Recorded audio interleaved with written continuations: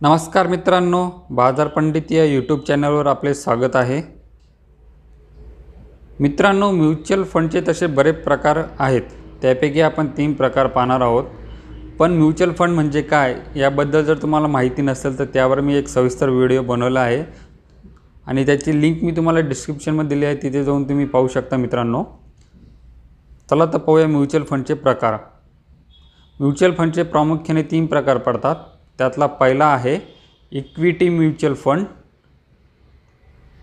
दुसरा आहे date fund आणि तिसरा प्रकार पडतो मित्रांनो हायब्रिड फंड।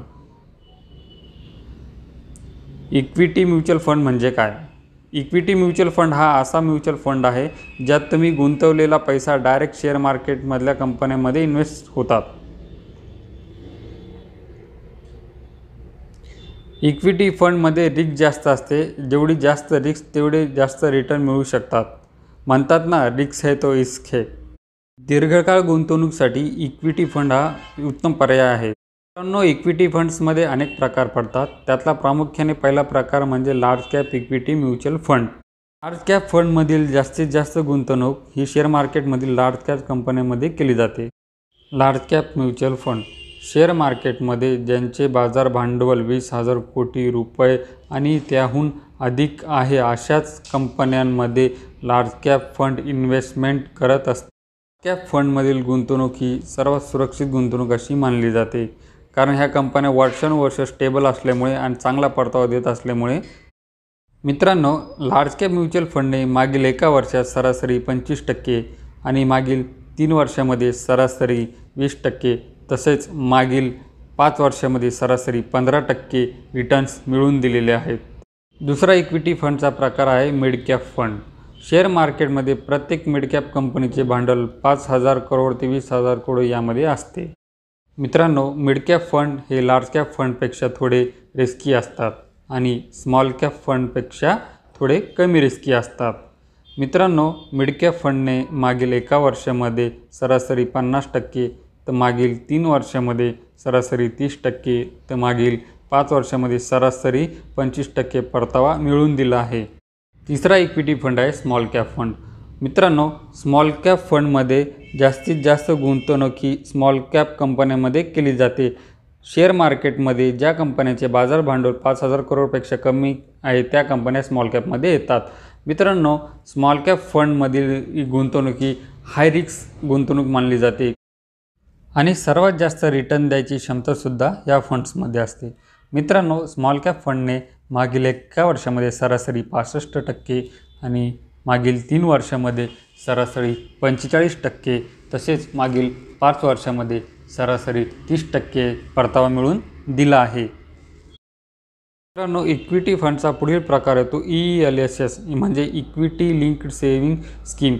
यामधील मित्रांनो फंडमध्ये गुंतवणूक तुम्हाला टॅक्स बेनिफिटसुद्धा भेटते।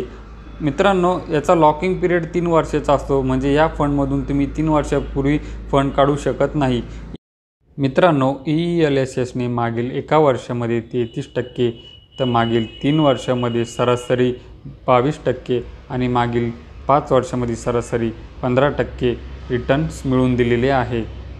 मित्रांनो, म्युच्युअल फंडचा दुसरा प्रकार पडतो डेट फंड।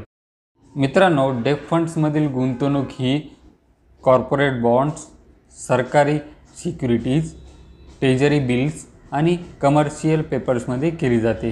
मित्रांनो, इक्विटी फंडपेक्षा डेट फंड्समधील गुंतवणूक ही सर्वात सेफ गुंतवणूक मानली जाते आणि यात परतावाही कमी मिळतो, पण कुठल्याही बँकेच्या स्कीमपेक्षा परतावा देण्याचे चान्सेस डेट फंडमध्ये जास्त असतात।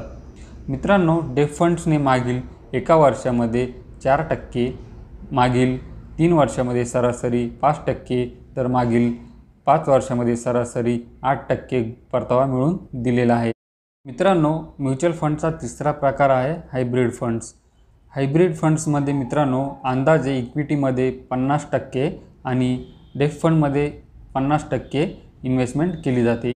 मित्रांनो, हायब्रिड फंड्समध्ये तुम्हाला इक्विटी फंड्सचा रिटर्न्सचा आणि डेट फंडचा सिक्युरिटीचा फायदा मिळतो। मित्रांनो, हायब्रिड फंड्सने मागील एका वर्षामध्ये सरासरी 28%, तर मागील 3 वर्षामध्ये सरासरी 25% आणि मागील 5 वर्षामध्ये सरासरी 20% परतावा मिळवून दिलेला आहे। मित्रांनो, म्युच्युअल फंडमध्ये ह्या व्यतिरिक्त सुद्धा अनेक प्रकार पडतात, त्यावर मी एक नवीन सविस्तर व्हिडिओ बनवणार आहे। मित्रांनो, हा व्हिडिओ तुम्हाला कसा वाटला कमेंट्समध्ये नक्की सांगा आणि असेच नवनवीन व्हिडिओ पाहण्यासाठी चॅनलला सबस्क्राईब जरूर करा। Mutual fund investments are subject to market risks. Read all scheme related documents carefully.